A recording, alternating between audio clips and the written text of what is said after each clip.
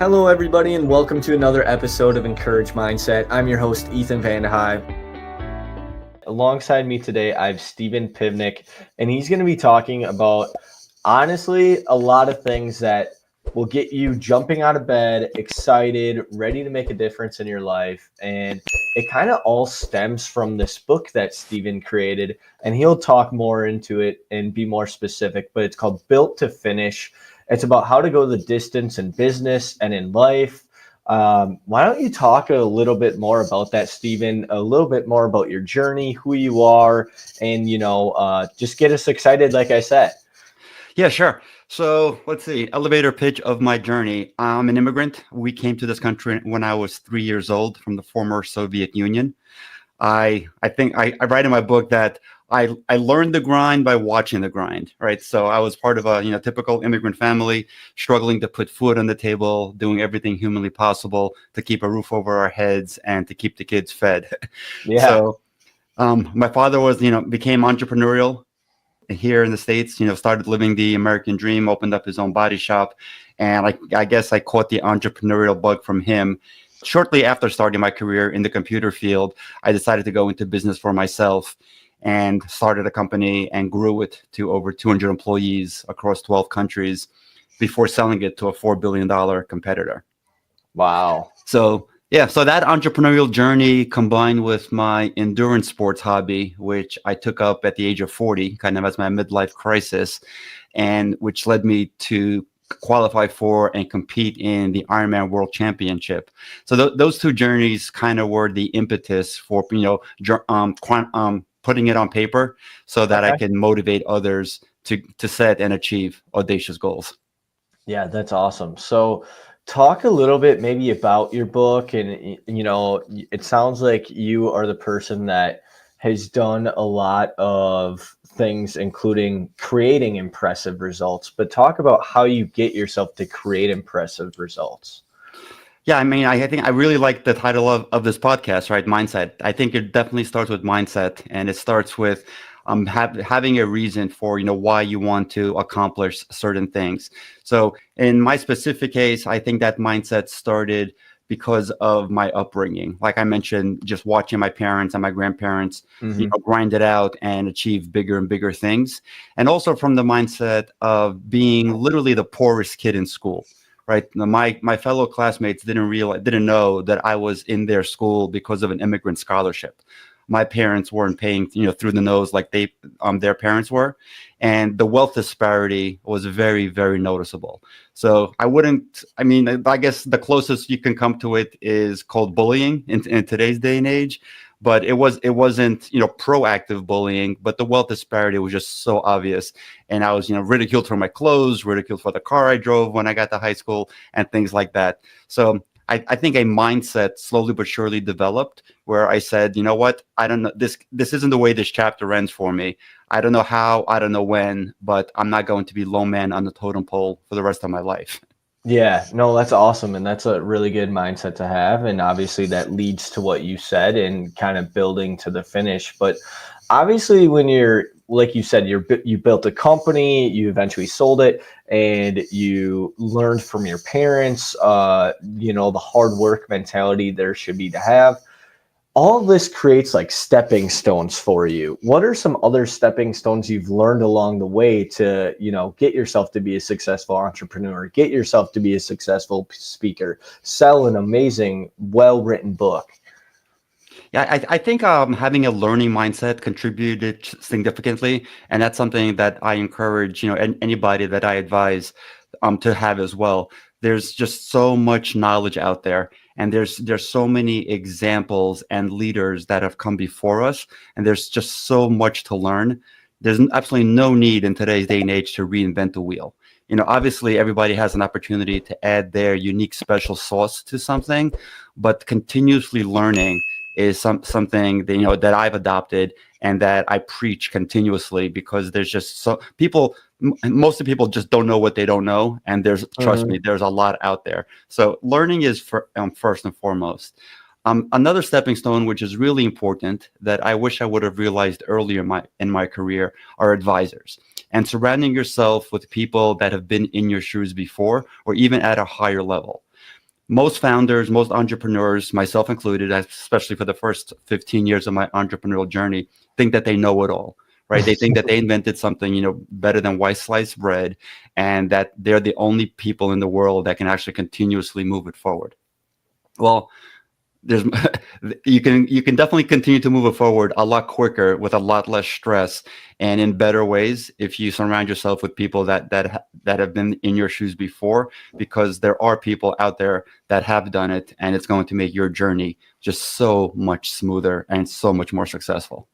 Yeah, no, I totally agree with that because I mean, let's say you're going to start a SaaS company, right? You want to put yourself around SaaS industry leaders. If you're going to, write a book about mindset, you want to learn from the best people in mindset. So that's awesome. That's a great take. And I first have a question for you about like when we're diving in and talking about mindset. I think one of the things that comes to mind to me is habit formation. Like as you were kind of going along your journey, how did you realize to create impactful habits and still be disciplined to follow them?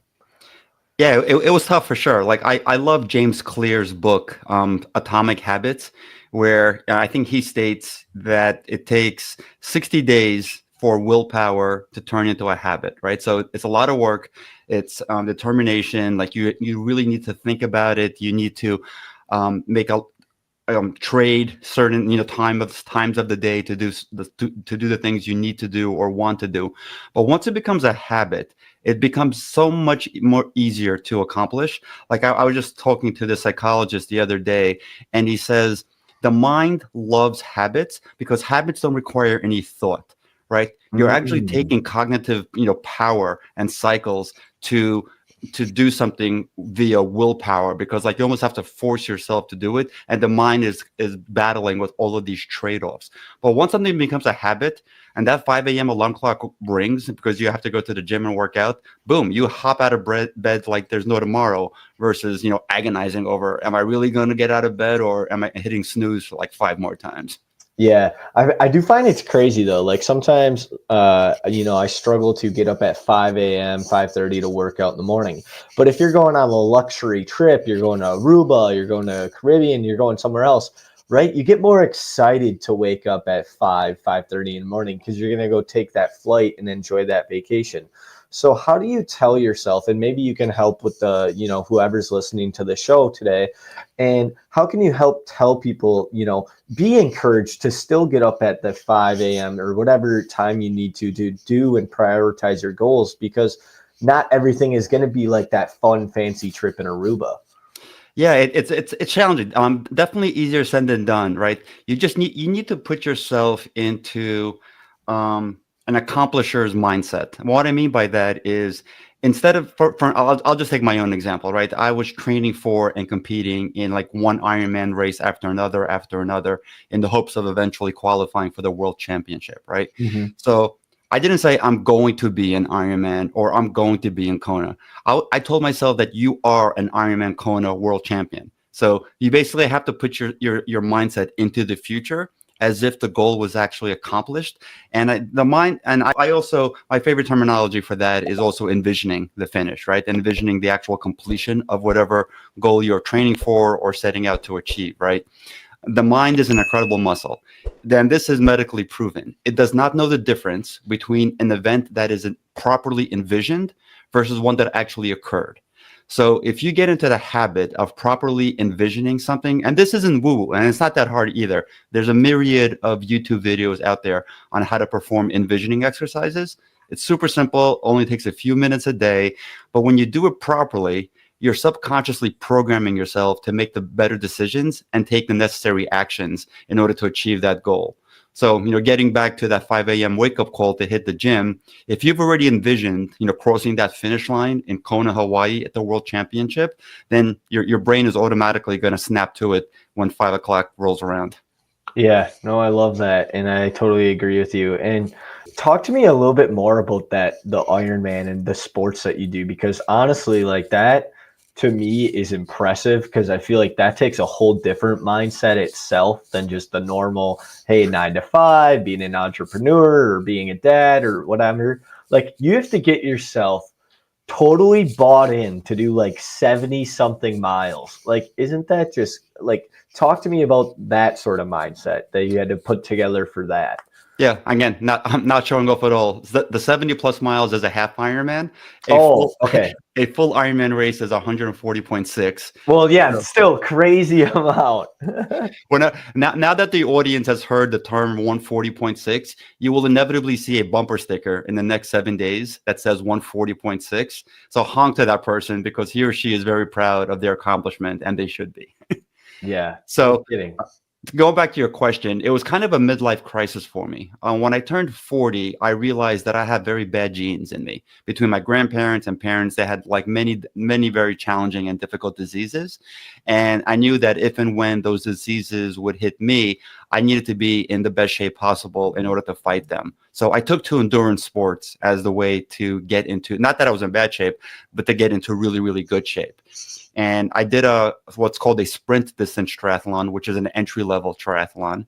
It's a 800-yard swim, a 12-mile bike, and a 3-mile run.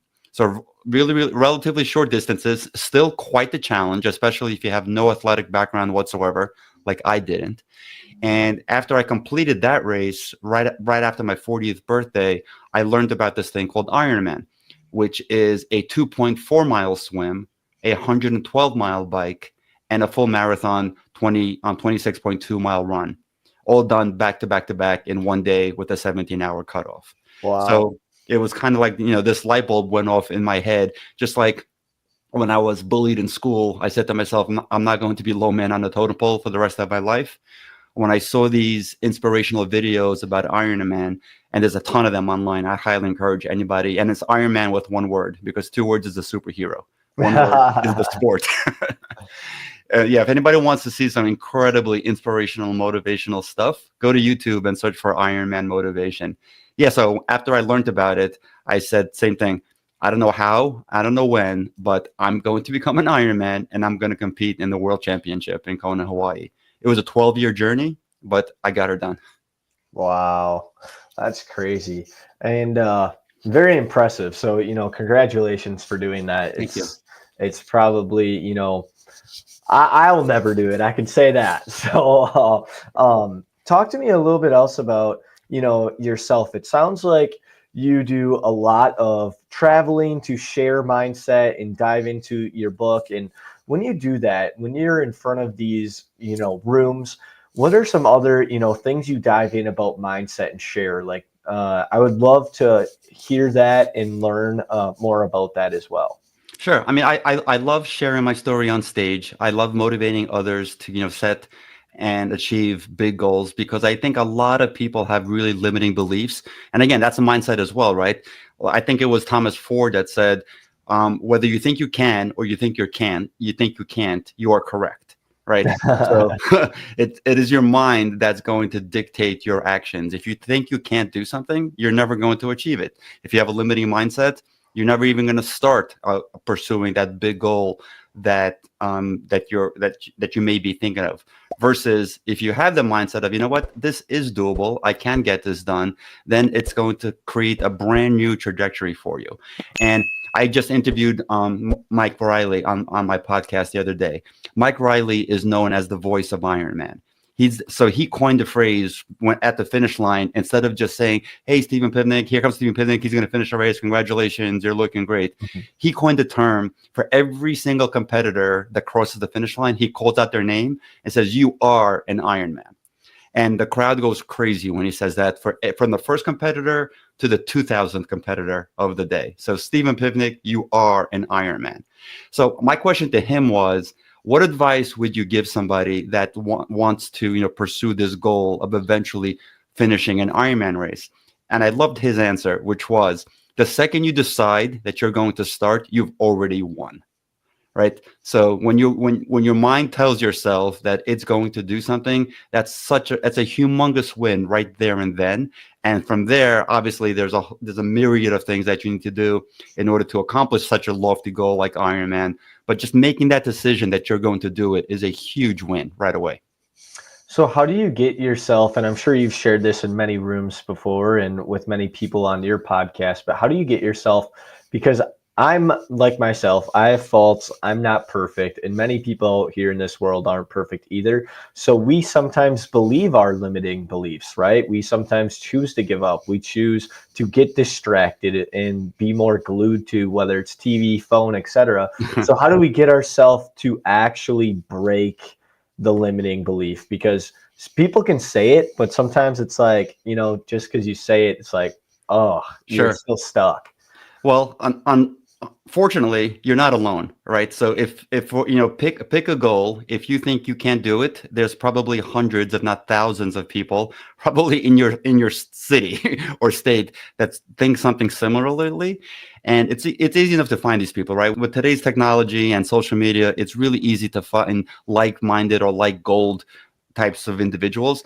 For sure. Having an accountability partner goes an incredibly long way. It's just I've had it on many endeavors, both from a business perspective. I used to be part of a CEO peer group where we held each other accountable for increased performance over time. I was part of many training groups where we trained together for various races. I'm part of reading clubs where we encourage each other, to keep up to speed on, our reading progress, et cetera, et cetera.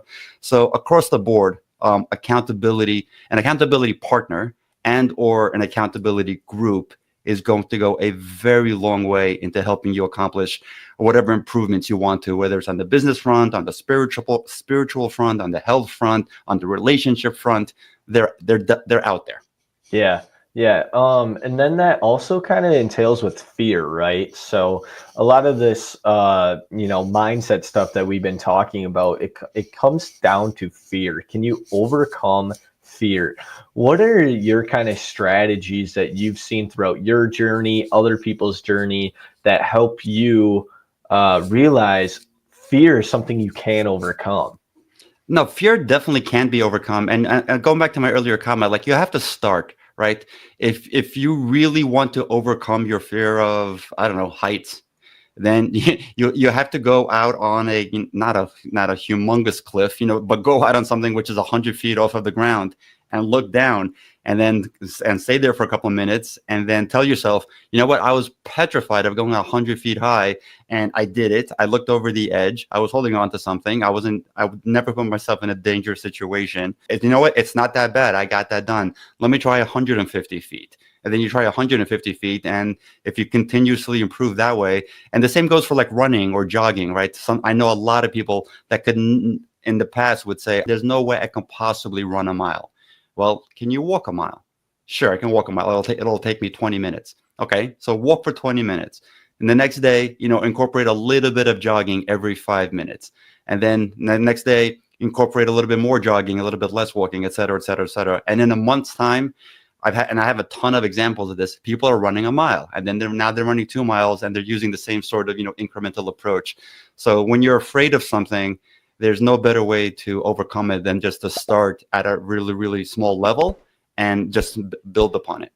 Yeah, no, I love that, especially because it relates to like everybody in a certain way. It doesn't have to be running, like you said. You can put it into any sort of, category you want it to be. So I love that answer, Stephen. What's kind of been, something that you've kind of, just along the way of your life, there's so many things that we can do to destroy our habits. We can ignore our better judgment. So why do we do that? And what's a way we can maybe like really learn consciously to engage in being better? Yeah, I mean, there's so many, unfortunately, bad habits out there that, in my personal journey, alcohol comes to mind. I mean, I'm far from an alcoholic, but because I'm Eastern European and I'm blessed with a humongous network of, friends, and in the business world, a ton of associates, and alcohol is just incredibly common, right?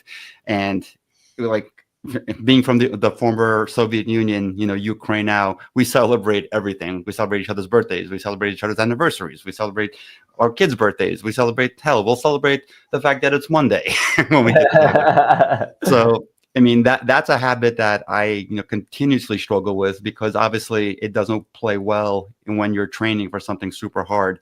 Like right now, I'm on the mission to get to Mount Everest. I have a countdown over here in 102 days from today, I leave for Mount Everest.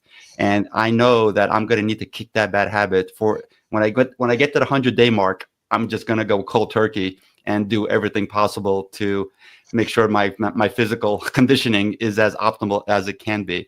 So I'm going to fight hard, to kick that really bad habit, and we'll see I'm pretty sure I'll be successful in it because I've got a lot of, willpower to do things. And I'm really, really curious whether that bad habit is going to come back when I'm back from Everest.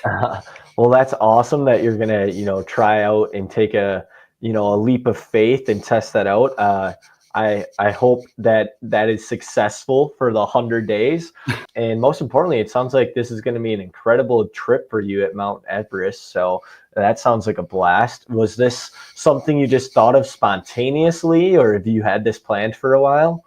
I got into mountaineering also around shortly after my 40th birthday. Once I started pursuing this, endurance hobby, a whole bunch of other endurance related hobbies kind of find their way to your inbox, right? So in addition to triathlons, I took up ultra marathons. Anything longer than a regular marathon is considered an ultra marathon. So I've done several of those at the 50 mile, 50K, and 100K mark, which are a lot of fun. And because my company did a lot of business with Microsoft, I found myself on the West Coast near Seattle pretty often.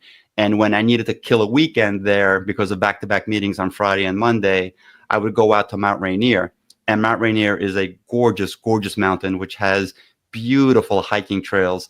And it's one of the most alpine-like conditions in the lower 48 states. So Okay. I, signed up for a mountaineering training school there.